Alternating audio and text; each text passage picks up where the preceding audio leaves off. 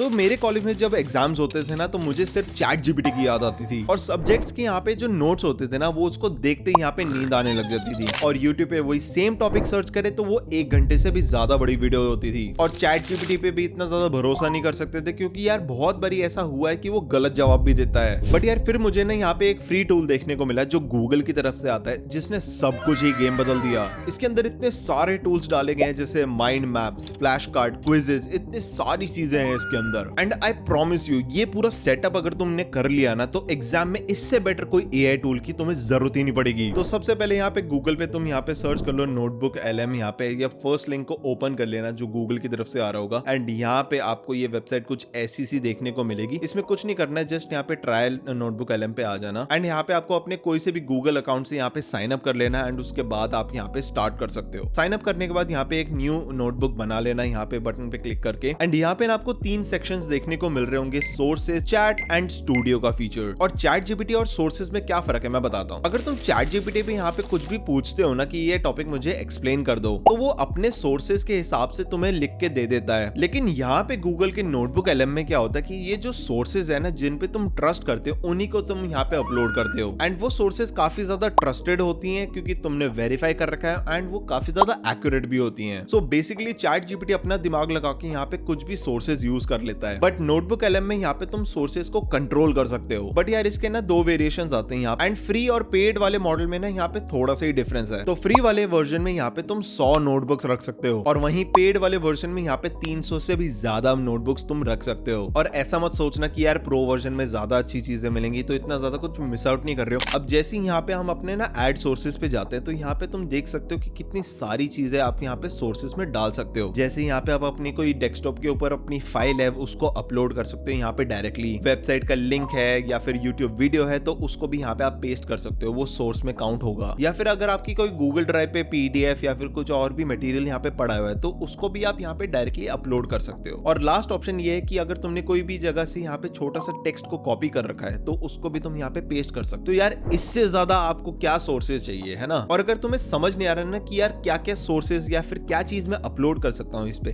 तो यहाँ पे तुम डायरेक्टली सर्च भी कर सकते हो। जैसे मैं यहाँ सर्च कर लेता हूँ नॉर्मल डिस्ट्रीब्यूशन, और जितनी भी सोर्सेज ही मैंने यहाँ पे इंटरनेट के थ्रू निकाली थी वो यहाँ पे सारी ऐड होने लग गई हैं। एंड इनको तुम वेरीफाई भी कर सकते हो कि यार मेरे को ये सोर्स ज्यादा अच्छी लग रही है, ये ज्यादा ट्रस्टवर्दी है। और यहाँ पे जो भी तुम सर्च कर रहे हो ना यहाँ पे काफी ज्यादा इसके लेवल्स भी तुम डिसाइड कर सकते हो। फास्ट रिसर्च एकदम जल्दी से आपको निकाल के देगा रिजल्ट। उल्टा यहाँ पे दूसरा वर्जन है यहाँ पे डीप रिसर्च, जो काफी ज्यादा थोड़ा सा टाइम लेगा लेकिन काफी अच्छे सोर्सेज आपको निकाल के देगा। और जो भी तुम्हें सोर्स इतना ट्रस्टवर्दी ना लगे ना तो यहाँ 3 डॉट्स पे जाके यहाँ पे इसको रिमूव भी कर सकते हो। अब देखो जैसे ये सर है यहाँ पे ये अपने सब्जेक्ट को एक्सप्लेन कर रहे हैं, 6 घंटे के अंदर 1 शॉट में इन्होंने पूरी लंबी वीडियो बना दी है। और यार इतनी बड़ी वीडियो ना देखी भी नहीं जाएगी एंड इसमें बोरियत भी हो जाएगी बहुत ज्यादा। तो क्या करो कि नोटबुक LM पे आ जाओ एंड यहाँ पे जो यूट्यूब वीडियो का लिंक है ना उसको यहाँ पे पेस्ट कर देना एंड यहाँ पे वो अपने सोर्सेज में ऐड हो जाएगा यहाँ पे। अब जैसे मैंने यहाँ पे यूट्यूब वाली वीडियो को सिलेक्ट कर लिया अपनी सोर्सेज में एंड मैंने कहा explain the video in short, तो यहाँ पे इतना अच्छे से इतने रिजल्ट्स आपको निकाल के देगा। मैं जस्ट अभी आपको दिखाता हूँ। अब जैसे यार मैंने इसको बोला कि यहाँ पे जो भी इंपॉर्टेंट टॉपिक्स है ना इस वीडियो के अंदर से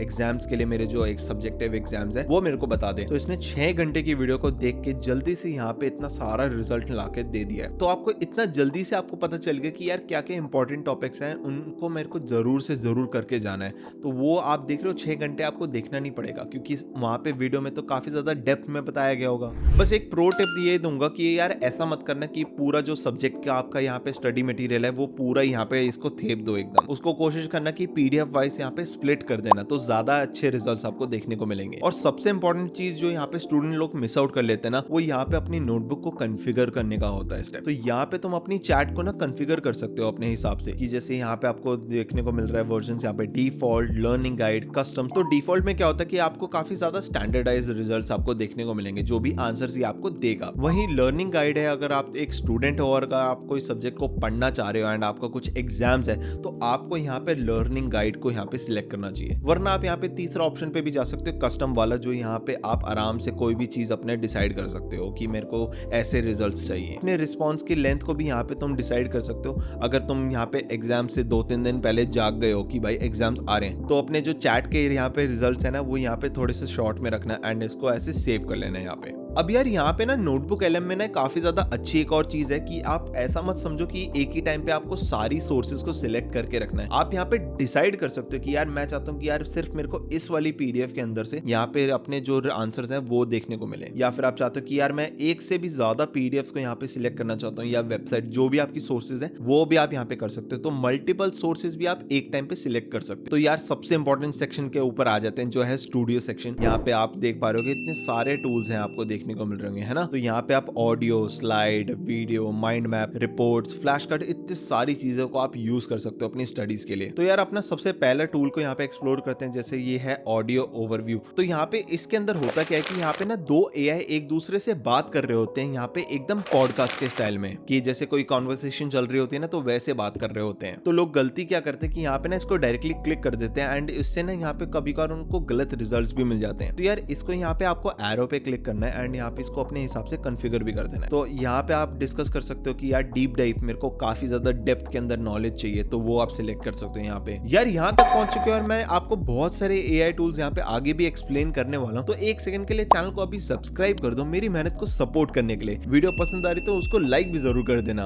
अगर आपको थोड़ा सा शॉर्ट में चाहिए कि यार मेरे को थोड़ा ब्रीफ में बता दो, ज्यादा मेरे को ज्यादा लेंथ ज्यादा नहीं चाहिए, तो आप यहाँ पे ब्रीफ को सिलेक्ट कर सकते हो। और जो टोन यहाँ पे क्रिटिक को अगर आप सिलेक्ट कर लोगे ना तो यहाँ पे प्रो लेवल वाले यहाँ पे बंदे बैठे होंगे एंड वो काफी ज्यादा क्रिटिकल लेवल पे इसको एनालाइज करेंगे जो भी आपने टॉपिक को सिलेक्ट कर रखा होगा। एंड डिबेट के अंदर यहाँ पे दो एआई एक दूसरे के ऊपर डिबेट्स करेंगे कि यार क्या फायदे हैं, क्या नुकसान है, तो ये सब बात करते। तो लैंग्वेजेस में यहाँ पे इतने सारे आपको देखने को मिल जाते हैं, इतनी सारी लैंग्वेजेस हैं भाई, मतलब देखते देखते इतनी लिस्ट इतनी बड़ी हो गई है इनकी लैंग्वेजेस की, है ना। और यार यहाँ पे ना आप डिसाइड करके बता सकते हो कि यार मेरे को ना इस टॉपिक के ऊपर ज्यादा डिस्कशन चाहिए या फिर स्पेसिफिक इसी के ऊपर चाहिए, तो वो भी आप यहाँ पे जनरेट करवा सकते हो। और भाई इसमें हिंदी वर्जन को भी ये सपोर्ट करता है, तो हिंदी में भी ये बात कर सकता है एंड उसमें तुम्हें कॉन्सेप्ट समझा भी देगा। नेक्स्ट फीचर है यहाँ पे स्लाइड डेक। तो यहाँ पे ना इससे आप एआई के थ्रू यहाँ पे पीपीटी भी बनवा सकते हो। इन शॉर्ट थोड़ा सा बताऊं ना तो काफी जबरदस्त पीपीटी बनाता है यार। तो जैसे अगर आपको यहाँ पे कोई प्रेजेंटेशन मिल गई है तो उसमें आप यहाँ पे इस टूल को यूज कर सकते हो। यहाँ पे अपनी सोर्स को ना ऐड कर लो एंड उसके बाद उसको सिलेक्ट कर लेना कि यार मेरे को इस टॉपिक के ऊपर ना पीपीटी चाहिए,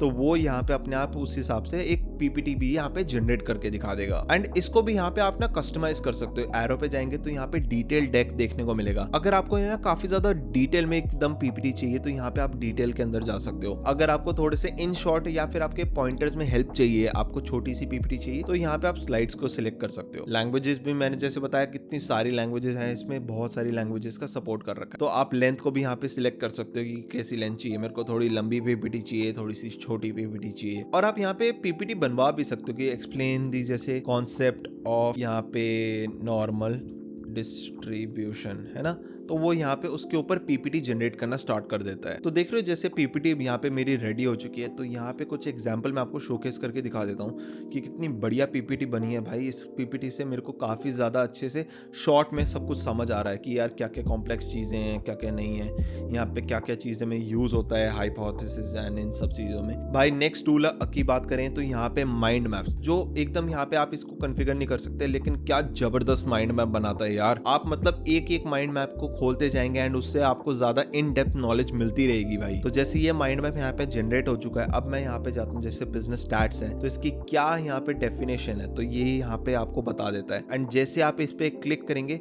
तो वैसे ही यहाँ पे चैट में ना उसके साथ आपको आंसर्स भी देखने को मिल जाते हैं। तो है ना जबरदस्त माइंड मैप वाली चीज भाई, काफी ज्यादा यूजफुल चीज है अगर एग्जाम्स में यूज कर रहे हो एंड जल्दी से शॉर्ट में आपको पढ़ना है। तो नेक्स्ट है भाई यहाँ पे रिपोर्ट। अगर आपको यहाँ पे किसी चीज के ऊपर या किसी टॉपिक के ऊपर अगर आपको रिपोर्ट बनानी है या ब्लॉग पोस्ट बनानी है तो वो भी आप यहाँ पे इससे बनवा सकते हो रिपोर्ट टूल के हिसाब से। अब जैसे आप चाहते हो कि मैं खुद ही बताऊंगा कि मेरी टोन कैसी होगी, क्या क्या चीजें होंगी उसमें, तो वो भी आप यहाँ पे क्रिएट कर सकते हो अपनी खुद के हिसाब से। अगर आप चाहते हो कोई ब्रीफिंग डॉक है तो उसको यहाँ पे एक्सप्लेन कराना चाहते हो तो वैसे कर सकते हो। और नेक्स्ट है भाई स्टडी गाइड। अगर आप एकदम स्टूडेंट हो तो आपको ये जरूर यूज करना चाहिए स्टडी गाइड को, क्योंकि ये एक शॉर्ट में आपको ना चीजें की नोट्स बना के दे देगा जो भी आपकी टॉपिक है, तो वो चैप्टर आपका एकदम यहाँ पे कंप्लीट होता रहेगा जल्दी जल्दी। नेक्स्ट है भाई ब्लॉग पोस्ट। अगर आपको यहाँ पे जनरेट कराना है तो वो भी आप यहाँ पे कर सकते हो। एंड सारी चीजें आप यहाँ पे अपने हिसाब से कॉन्फ़िगर भी कर सकते हो। अब नेक्स्ट टूल के बारे में बात कर लेते हैं जो हमारे यहाँ पे फ्लैश कार्ड्स हैं। इसको डायरेक्टली क्लिक मत करना क्योंकि इसको भी आप कॉन्फ़िगर कर सकते हो अपने हिसाब से। तो इसमें होता क्या है कि आपने जैसे कॉन्सेप्ट को यहाँ पे पूरा समझ लिया, अब आपको उसको रिविजन करनी है, राइट। तो इसमें होता क्या है कि छोटे छोटे क्वेश्चन होते हैं एंड उनका अगर आपको जवाब सही निकला तो आप यहाँ पे कार्ड को फ्लिप करके देख सकते हैं एंड उससे मैच कर सकते हैं कि आपका आंसर सही था या गलत। तो उसमें भी आप यहाँ पे डिसाइड कर सकते हो कि यार मेरे को थोड़े से ज्यादा कार्ड्स नहीं चाहिए, मेरे को थोड़े कम ही कार्ड्स चाहिए या ज्यादा कार्ड्स चाहिए, तो वो आप सिलेक्ट कर सकते हो। क्या डिफिकल्टी का लेवल होना चाहिए, मीडियम लेवल के हिसाब वो बता सकते हो।